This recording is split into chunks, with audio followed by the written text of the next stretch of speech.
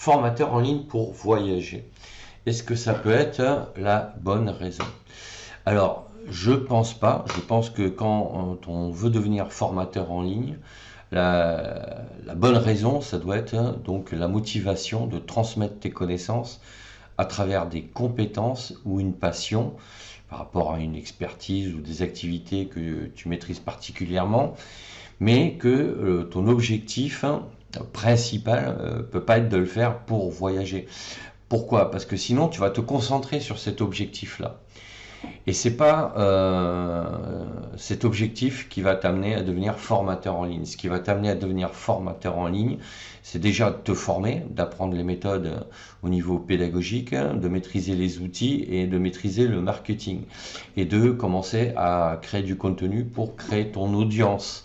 Et ça, tu dois le faire avec passion, avec discipline et avec régularité et avec volume et avec qualité. Donc c'est ça qui va te donner peut-être la possibilité à terme de voyager. Alors effectivement, une fois que tu as une activité qui tourne et que ton modèle économique fonctionne, effectivement, tu peux tout à fait voyager. Mais il ne faut pas le prendre comme objectif principal. Il faut le prendre, alors tu peux l'avoir en tête, en arrière-pensée, effectivement, hein, ça peut être un but aussi, et de chercher un style de vie. Mais tu ne pourras pas obtenir ce style de vie si tu ne commences pas par poser les fondations.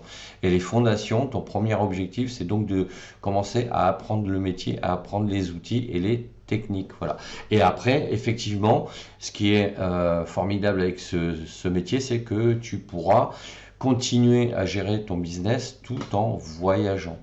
Alors après, ça veut dire qu'il va falloir que tu trouves aussi ton rythme et ta façon de voyager, parce que on s'aperçoit que parmi les digital nomades, il y en a plusieurs catégories, hein. Il y a ceux qui sont basés dans un pays et qui voyagent comme ça de manière ponctuelle, et puis il y a ceux qui voyagent en permanence, mais sur ce profil-là, la tendance est quand même en train de se tasser, parce que quand tu voyages en permanence, ça veut dire que tu dois constamment trouver une connexion Internet, mettre en place ton setup. Enfin, ça demande une organisation qui ne sera peut-être pas toujours possible, hein, si tu voyages au fin fond de l'Argentine ou du Brésil. Peut-être qu'à un moment donné, tu vas être bloqué par des problèmes techniques tout simplement. Alors ça, il va falloir que tu le programmes, que tu l'organises, et ça s'apprend.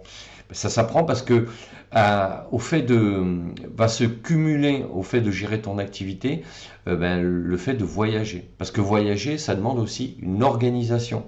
Donc si tu es, et c'est souhaitable d'ailleurs, en pleine autonomie, que tu organises toi-même tes voyages, etc., tu vas voir qu'il va falloir que tu t'en occupes, ça prend du temps, réserver les billets d'avion, réserver ses visas s'il en faut, réserver ses hôtels, voilà, et puis après prendre le temps de visiter, donc, parce que c'est un peu ça l'objectif, quand on est formateur en ligne et que l'on veut voyager, c'est pour découvrir le pays, pour découvrir une culture, découvrir des gens, une langue, etc., etc.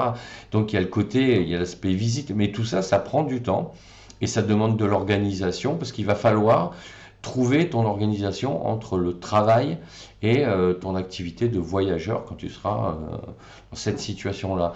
Donc oui, c'est un métier qui te permet largement de faire ça. Moi, c'est d'ailleurs, je l'expliquais dans une autre vidéo, alors moi, ça a été l'inverse en fait.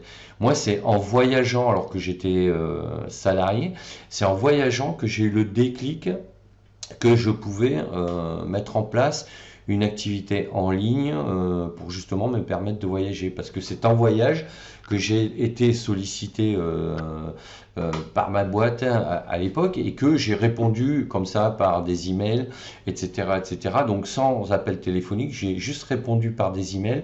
J'ai pu manager des dossiers.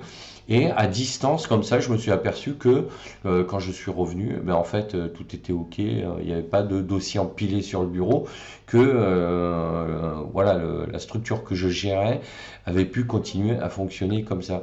Donc moi, c'est l'effet inverse, mais c'est ce qui m'a démontré qu'effectivement, en ayant ce type de métier, tu pourras voyager parce que après, tu pourras même faire tes présentations de produits, tes webinaires de l'étranger en calculant bien le décalage horaire. Parce que si tu te déplaces entre l'hémisphère sud et l'hémisphère nord, ben, il faudra que tu te réveilles la nuit si tu es en Argentine pour faire tes lives. Donc tout ça, il faudra que tu le prennes en compte. Mais bon, après, c'est qu'un problème de calcul et de gestion du sommeil, bien évidemment.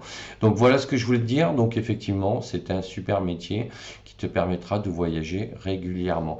Donc laisse-moi un commentaire, mets un pouce bleu vers le haut, abonne-toi à la chaîne et sache que tu peux télécharger mon livre Devenir formateur en ligne.